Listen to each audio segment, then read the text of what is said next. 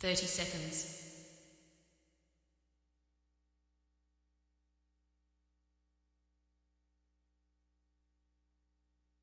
20 seconds.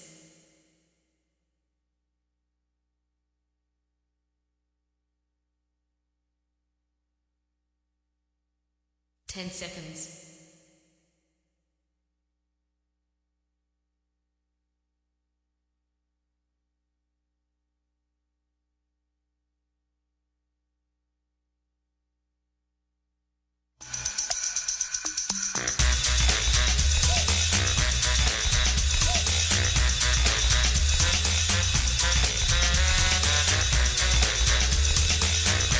Hi, My name's J.C. McCauley. I'm Naisha McCauley, and you're watching AccessTV.org.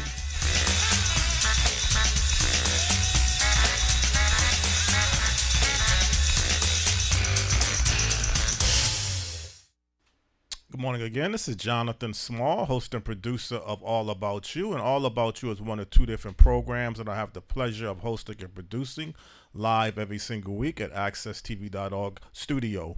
All About You is a show that's designed to let you, the viewers, know something about the guest's life story and career. And this morning, we have a very interesting individual who has a long, extensive career in the broadcasting, television, radio operations. He's an extensive traveler, both nationally and internationally. He has been able to interact with a lot of different key people, and he has promoted a lot of good movements through our society, both locally in his hometown and throughout the state and throughout the country. The guest this morning is television radio producer of The Wake Up Call, based out of Detroit, Michigan, no other than Gerald Smith. Good morning, Gerald. How are you doing? You're fine, Jonathan. How about yourself? I'm doing fine, Gerald. And you? It's good to have you on board. Gerald, I believe you were born and raised in Detroit, Michigan. That is correct.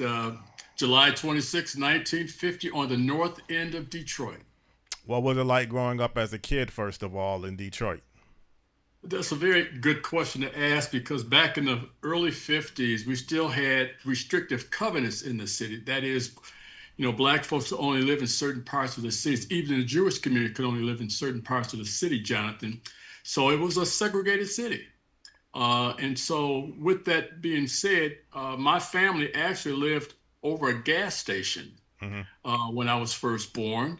And so my dad was a shoe repairman. He owned his own shoe repair business. My mom helped him up until the time he passed away when I was 7. That was back in 1957. So the conditions here in the city of Detroit was one of segregation. There's still a great migration movement that was happening here in the city from many members of our community, that is the Black community from the South to the North.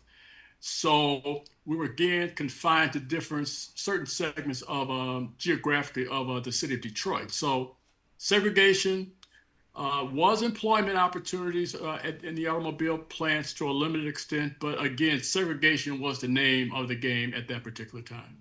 Well, as a kid, Gerald, did you grow up with the vision of Detroit being a sports town and a music town? Was the Detroit Lions, the Detroit Tigers? I don't know if the Pistons were established in the 50s or the 60s. Yeah, well, interesting. Let's start with the Lions. The Lions has finally turned themselves around in the last couple of years, but ironically enough, the Lions back in 1957, which was the year that my father passed away on December the 10th, 2 weeks later, the Lions won the world championship on my mother's birthday, December 29th of 1957. And that was the last time the Lions won a championship in football. So it's been a sports town. The Tigers have won 3 times since I've been born, twice since I've been born. And the Pistons with the Bad Boys in the 80s and the Going to Work crew in the early 2000s. Now they're turning themselves around as well. This is a sports town and a music town. And then notwithstanding the influences of the Motown sound, which happened in the late 50s, early 60s. And that's a whole nother genre of a story that we can talk about as well. So it's a sports town and a music town, no doubt. Well, Gerald, so many people, famous, upcoming, all across the region and a broad spectrum of people are from Detroit or from the Detroit metro area. And did you interact with any people that has established themselves in the entertainment industry or sports industry growing up as a kid? Well, interesting that you would mention that. Yes, I did. On the baseball front, for example, my mom back in the late 50s, early 60s managed five championship baseball teams. Hmm. Okay. So she was the only woman and never hit a ball, never played baseball, but she knew the psychology of the sport and was able to attract at-risk young men or boys at that particular time to play on her team. Well, one of the players, his name was Ron Johnson, Mm. who went on to become an All-American football player at the University of Michigan and also a All-Pro running back for the New York Giants back in the late 60s. He's probably the most well-known of the players that I had played with. His brother, for example, his name was Alex Johnson, won the American League batting title back in 1970. Hmm. And then my cousin Julius Bender played in the farm team for the New York Yankees. So in-house, the team that I played for, we had a number of young men who gained some notoriety in football as well as in baseball. Now, I never played football, but in baseball, certainly.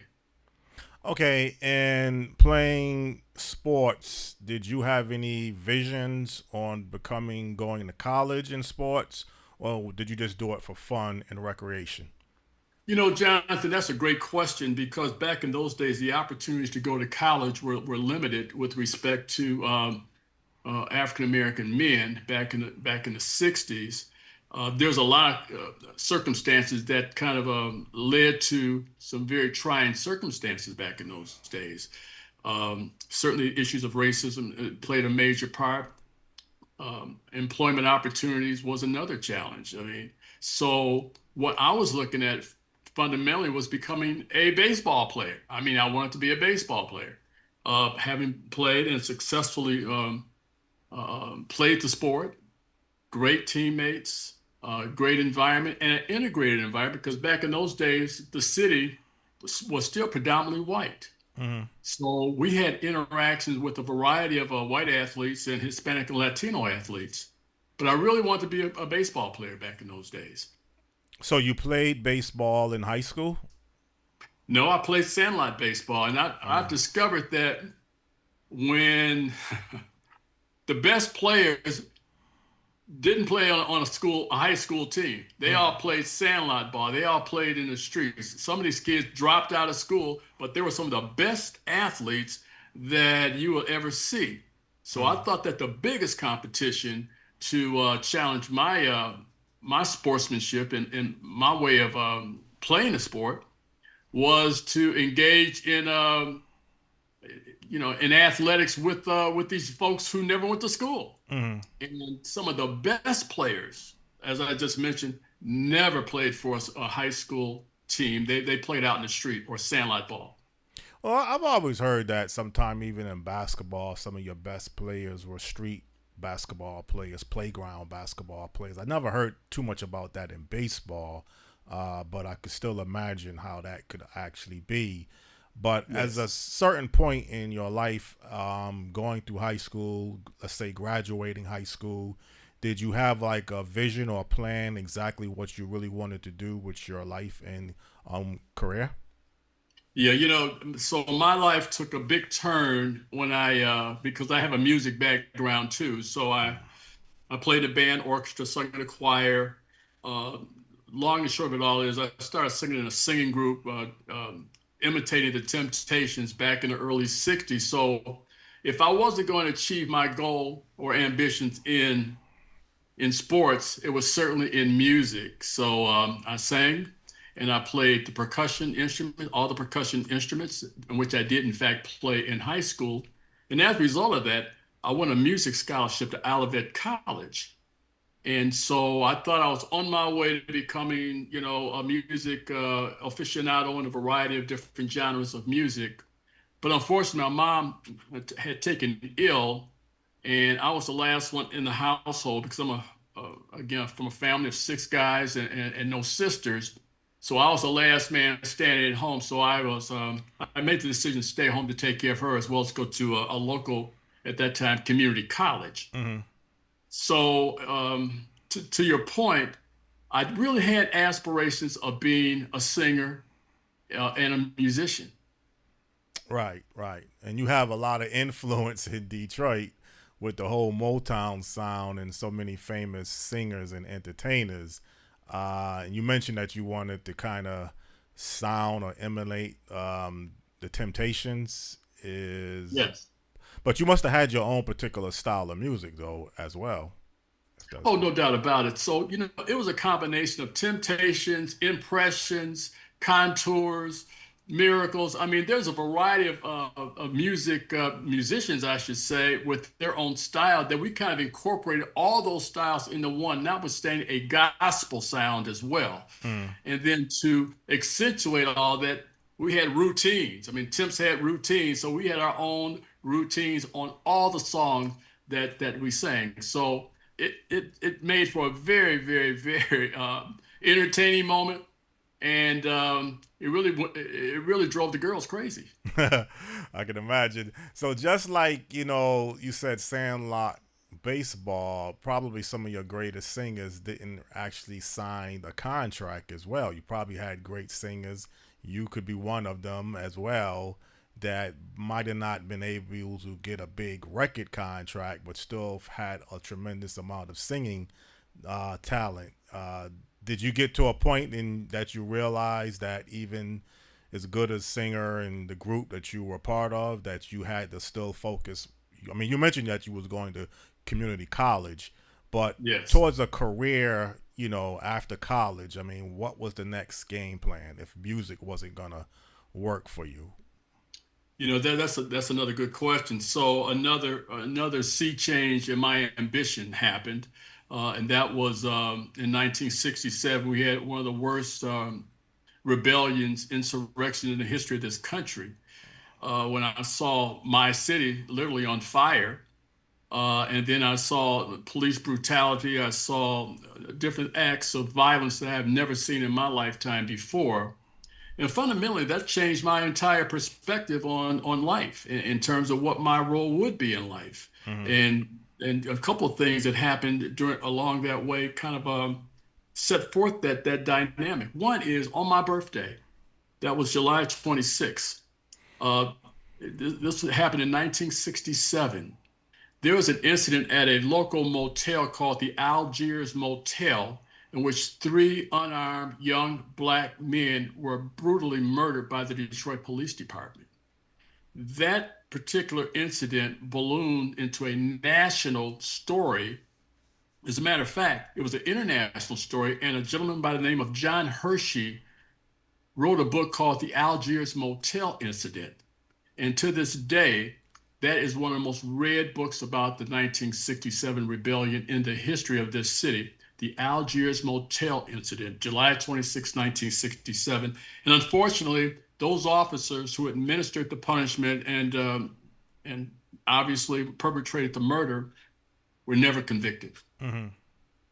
Well, that's another story, too, about Detroit growing up there with the racial issues, the race riots that, like you mentioned in 67, if that was the year that they had the so-called race riots. It wasn't, excuse me, it wasn't a race riot because it wasn't blacks fighting against whites. It was blacks and others who were rebelling against the system of oppression, the system against unemployment, poverty, police brutality, lack of educational opportunities. So it was more or less a struggle against the institutional conditions that created the problem, Jonathan, that led to this, what we call a rebellion or an insurrection, but it wasn't a race riot. Well, I do stand corrected, but I guess what I was really thinking of, just really the black race, like you just mentioned, attacking or going up against the oppressed system. But I do stand corrected. It wasn't really like a black against white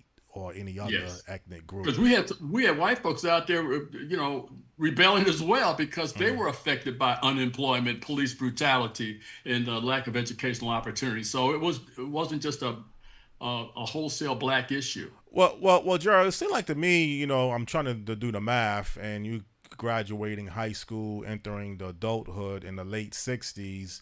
Yes. Was there a sense from within you that this Detroit was the place that you could really make something of yourself and of your life, or did you feel like I might have to get out of Detroit, or I might just have to look towards another part of the state? I mean, what was your whole mental makeup towards an opportunity? I know you mentioned you wanted to support your mother, but Yes. towards the future of being realistic about what you could really do with your life, where were you at looking at Detroit as the place at that time? Yeah, there's some other circumstances that I should talk about as well that kind of led to your question, Jonathan, Mm-hmm. and that was the Vietnam War, Mm-hmm. and that in the late '60s. So many of my classmates, many of my neighbors, guys that I had grown up with, was taken and drafted into the United States Army and was led away to eventually the war in Vietnam. Mm-hmm. And unfortunately, many of those brothers never came back. Mm-hmm. And then with my own rising political consciousness, the rebellion in Detroit, what was happening around the country, and then eventually the assassinations of Dr. Martin Luther King, and certainly before him, Malcolm X, raised my level of political consciousness to the extent that I said, I need to do something here Mm-hmm. in Detroit to kind of hopefully lead to some kind of a social change within this area. So immediately what I had done for myself, since I was diametrically opposed to the war in Vietnam, I went for a classification called a conscientious objector, in which essentially I said that I was not going to be used as cannon fodder to promote and defend a war that I had nothing to do with, nor my people had anything to do with. So I became a conscientious objector. And for 3 years, I was not able to get employment. Mm-hmm. And at that time, also, I was followed very extensively by the Federal Bureau of Investigation, that is the FBI, because there were very few African American men who actually engaged in the classification of a conscientious objector as I did. Mm-hmm. So for those number of years, I was really, really looked upon as someone who was a subversive at that particular time. Now, mind you, in 1970, I also entered the University of Detroit on an affirmative action program called Project 100 that enabled me to matriculate at U of D full time. And then I was involved in a movement there because they had an ROTC station on campus recruiting students to become members of the U.S. military. And I, myself, along with some whites, as well as a group of black students, organized a coalition to oppose that ROTC station on campus. And as a result, 6 of us were summarily suspended from school. And because of our political activities, we were eventually let back in. But that really rose the tide of my political consciousness that activated my perspective, Jonathan, to the extent that it was not only on campus, but students were also involved in the community to oppose systematically what at that particular time the Detroit Police Department was known as a paramilitary operation, in which they were still engaged in a tremendous amount of police brutality in the city. So it was on campus and off campus. The military with ROTC on campus, and the Detroit Police Department and their paramilitary operations that were summarily killing innocent black men, that also raised our consciousness to become actively involved to get rid of that unit that was called STRESS, Stop the Robberies and Enjoy Safe Streets, which was that unit that was killing black men. So it was a combination of a variety of activities on my part, on campus and off campus, and my heightened political awareness that really turned my life around in terms of what was my next steps in life. And so eventually what I ended up doing at that time as a student, I began to teach at a community college. while I was a sophomore in college. And so education has always been the foundation of my professional experience. Okay, now Gerald, just to go up a little bit forward, at some point you would get involved in public broadcasting, being a host of the PBS broadcasting station in Michigan. Yes. Now, was this the easy transition or was this the easy process? I mean, what was the whole strategy that put you in this particular position? Well, interesting, Jonathan. So I changed careers. I reinvented myself at least 4 times in my life, and this was the second transition because at that time I was working in the Coleman A. Young administration, Mayor Coleman Young administration, and I was working as an administrator for the Eastern Market Citizens District Council and then the Detroit Economic Growth Corporation. So my background at that time was economic development. Good friend of mine who was working in PBS here locally, WTVS Channel 56, Detroit Public Television, said, would you like to come and do some economic development work at the television station? I'm thinking, well, how does public television and economic development, how does that fit together?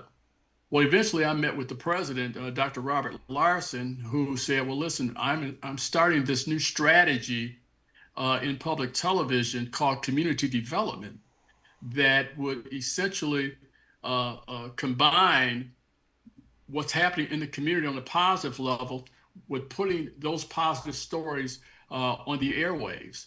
And from that particular point in time in 1985, he hired me as a consultant. And as a result of that, I became much more involved with how the mechanics of television operated and worked.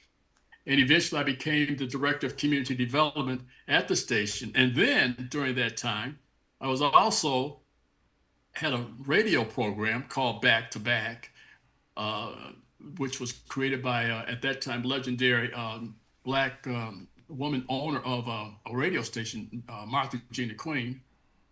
She met with the president of Channel 56, and they decided to do a simulcast of this radio show on television. And that lasted, Jonathan, for 9 years. And so I won 3 Emmy nominations, a lot of accolades in the community. And so my background in public television came as a result of the work that I was doing in the community. Right, right. And then you also took I guess part of your life was that you did a lot of traveling to countries outside of the United States. Did that come about through your broadcasting experience, or was there something else that kind of led you to go to different countries throughout the world? Yeah, well, truth be told, my first wife, she was one of the first African American flight attendants for Pan American Airways out of New York. So we had an opportunity to fly to over 20 countries, including at least 10 countries in Africa. Okay. At that time in 1974, I was selected by a good friend. His name was Jesse Opembe, who was the Secretary of Agriculture out of Kenya, to lecture at the Nairobi International School. And this was around the Third Pan-African Congress. And it gave me a real opportunity to talk about what was happening with U.S. policy in America vis-a-vis Africa. And it was also at that time Richard Nixon, who was a sitting president, quit or he resigned as president. And I predicted he was going to resign because of all the confluence that was happening with him. His own party wanted him to leave office. So it was a shock to the outlook on the students that I was lecturing about. President from the United States going to resign? He's going to, what's going on? Well, obviously the criminal activities that he engaged in, he was forced to, as opposed to being impeached. So it was quite eye-opening at that particular time. That's been over 50 years ago. And to see what's happening today, we look back 50 years ago, that party that was representing the sitting president was a lot more wiser than the one that's happening today. Well, again, you've been able to obviously get so much international exposure. Like you say, you mentioned your first wife as a flight attendant and then the traveling, but you've been able to take advantage of those opportunities as well, if it's no more towards informing people beyond just yourself about what life is like throughout the world. Yes. And that has to be some sense of gratitude on your part, because you come across as a real serious minded, passionate person on certain issues. Um, is that still the makeup of you today, or is it anything about your life towards your mentality have changed over the years?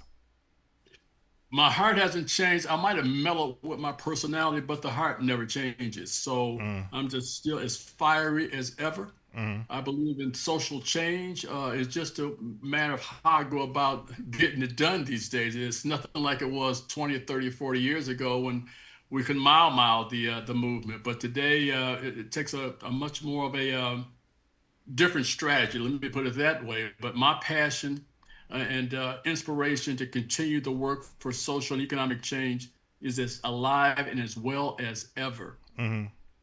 And unlike some people in Detroit, I mean, I we talked about this off of the air that sometimes the entertainers like Diana Ross and other people actually had Ernest Hardin Jr. on a few weeks ago from Detroit, and he stated that sometime towards entertainment you have to really leave Michigan and Detroit as well to really get involved in the entertainment industry.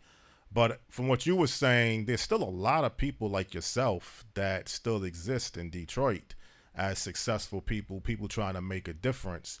And sometimes through the media, Detroit gets a black eye. It's just the auto industry collapsed. The city went through a coming out of bankruptcy. The crime problem is just off the chain. Are those still realistic issues that affects Detroit, or again, like yourself, you see Detroit a little bit differently than sometimes what the national media paints Detroit as? Yeah, that's a good question. Of course, I have a perspective about this city. Mm-hmm. Uh, I'm a cheerleader for this city, but I'm also a realist as well because what's happening in Detroit is happening everywhere else in the United States. Whether it's police brutality, whether it's unemployment, whether it's affordable housing, whether it's bad educational situations. I mean, so all of the things that Detroit was faced with, we always said that whatever happens bad in America happens in Detroit first. Just wait your turn in line because it's going to happen to you next. Mm-hmm. And certainly you can look around the country and see that that has surely happened. I believe that Detroit is making a huge comeback Mm-hmm. from that bankruptcy. For the first time in 60 years, we've had a population increase, which is almost unheard of 10 or 12 years ago when we did declare the bankruptcy. But not only that, people who are from this city, whether they moved out or not, they always consider themselves a Detroiter. That's true. And many of the people that have left, they still have roots here or they have dual residency, whether they lived in California, Florida, Alabama, New York, wherever they live, they always declare their hometown as the Motor City. Mm-hmm. And so we take pride in that. And again, Detroit is about to, set the stage for another dynamic urban explosion, if you will, with new leadership in the next couple of months. That's unheard of in this city, but it's going to happen. We're going to have new leadership. For the last 12 years, it's been a white male, Mike Duggan, who has held this city together after bankruptcy. Now we're ready to take this city to the next level, and I believe a black woman will do that. Right, right. This is going to be a real historical race. And like I mentioned a few times in the past, I'm doing a trilogy on Detroit, and the third segment would be definitely about the political structure in the election process that could happen. I mean, the show could happen next month, but obviously the election is going to take place in November. Now, currently, you stay connected with famous community activist Reverend Sheffield. You are the producer of the radio show, the Wake Up call that he hosts Yes. every, I guess, throughout the week. Your role is the producer, though, from what I understand. Yes, I've been doing that, Jonathan, for the last 3 years. He brought me out of retirement for the fourth time. Uh huh. I thought I was gainfully retired, but that did not happen. But it also gave me a second wind in terms of putting some of my skills to work in concert with what his goals are. Uh-huh. So it's a weekly program. It's a television program that's on the Word Network that's a broadcast weekly. And then his radio program is on Salem Network, which incidentally is a conservative network, if you can believe that, out of Carlsbad, California. Mm-hmm. And so it's a 2 hour live broadcast. We talk about anything and everything, any newsmaker, entertainment, etc. We talk about. And it's in front of a live studio audience in which we serve a hot breakfast, biscuits, grits, and salmon croquettes Mm-hmm. as our weekly menu. And it's also a live call-in show as well. And it's also broadcast on YouTube. So takes a lot of energy, as you well know, to produce a program weekly that's live. It's Mm-hmm. challenging, but it's also great when you can bring in newsmakers who are making a difference and can provide awareness and educational aptitude to folks who may not be aware of some of the things that are going down. So we really take pride in elevating the consciousness of people as well as giving themselves a hot breakfast to boot. Let me ask you a question. I'm going to give you another response, but I want to hear what you have to say first. Yes. This call-in radio show that y'all have in Detroit, do you get a lot of phone callers that calls in to this particular show? We have, it's been off and on, but Mm-hmm. a lot of our response has been right from the studio audience. I mean, we have live wired people who have passion about depending on what the topics are. I mean, we have healthcare topics, we have the political, we have the educational piece, we have entertainment. I Mm-hmm. mean, folks who are appearing in the city. So it depends on the topic, and we're never short on controversy, which is a great part of bringing people to the our airwaves. And the good news is you can see it live on YouTube. So again, this is the radio show where you have the studio audience that comes in and they can Yes, participate. Okay. yes, correct. And I wonder if this is happening throughout the country, though. I don't know here in Connecticut if this is happening here. Sound like y'all have a good setup that you have where people can actually call in, come down to the studio, and participate. And it's on YouTube, as you just mentioned. And then you have Reverend Sheffield, who's a dynamite speaker and leader as the host, and then yourself as the producer of the show. Yes, and I think you hit it right on the head, Jonathan. It's because of his dynamic leadership as a minister, as a man of the cloth, that he can attract people, bring people in, and these people are from all walks of life. They get a chance to get their voices heard as well as to get a hot meal to boot. So, Mm-hmm. and then he's also asking homeless people, a variety of people from different stratas of life that comes in to listen to the broadcast, as well as have the opportunity to eat as well as to participate. Well, excuse me, obviously I want to take a look at the broadcast at some point before I start to promote.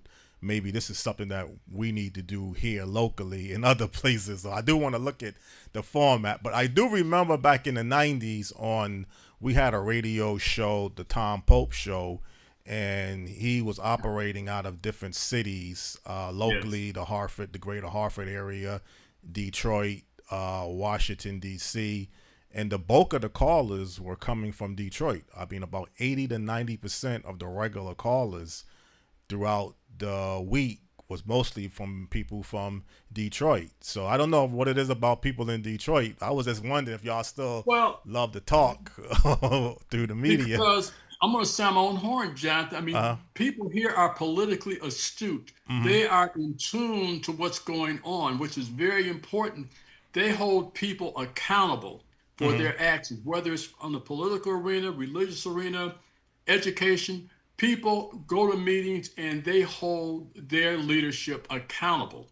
And then if you say something that does not, and that also goes for musicians too. mm-hmm. I remember Dionne Warwick back in the was booed off the stage because she missed a few notes. So I mean, so we hold all of our people accountable, regardless of what economic or social strata they are. That's what makes this city, in my judgment, very unique. And sometimes people can't stand the heat. Well, so they get out. Ernest Harden, I remember him in saying that Detroit is still like a small knit community where a lot of people still know each other or they know of each other. Um, it's no longer 1 million people in population, but it may have an image, I guess, that it's a huge city, but is it still like like a big city where people kind of know each other and you really can't hide too much in Detroit if you're doing something? Well, let's put it this way. Land-wise, geographic, the topography of the city is about 138 square miles. So Okay. it's not as if you got some, one horse town with one main street and you got a few side streets. This is a huge city Oh, land-wise. You oh, can fit three or four cities into Detroit. There okay. are two cities, two municipalities, Jonathan, inside of the geographical boundaries of Detroit, Hamtramck and Uh-huh. Highland Park. There are suburbs inside of the city. Okay. So when people talk about, well, everybody knows everybody, no, they don't. I They mean, know. there's no way on God's green earth that people can know everybody here. But Uh-huh. if they run in certain circles, Uh-huh. you will obviously run into the same people. But the folks on the east side versus the folks on the west side, in many instances, they never ever go to certain parts of the community. Okay, okay, I stand corrected. I don't know what I guess Ernest Harden, maybe he was looking at it from Los Angeles perspective, maybe when he was growing up. So again, some of your future plans that you're looking to do with Reverend Sheffield. I know this big election is coming up, and the politics is real important in Detroit. But is there going to be, I believe, some type of expansion with this television studio and radio studio that you have there? Yes, the exciting plans, and I'm really, really excited about this along with Reverend Sheffield, is that he wants to expand the television and radio capabilities in terms of constructing a new studio for radio and television that will enable him to have a 24/7 TV network. Mm-hmm. So that's in the works right now. We want to certainly augment that by having the expansion of this radio broadcast that we have, the wake up call as well. So all those are in the not only in the talking stages, but we already have designs for what this will look like and a couple of funding opportunity possibilities as well that will help advance these plans. So we're all excited about it. We need this. And let me say this about you and this program, all about you.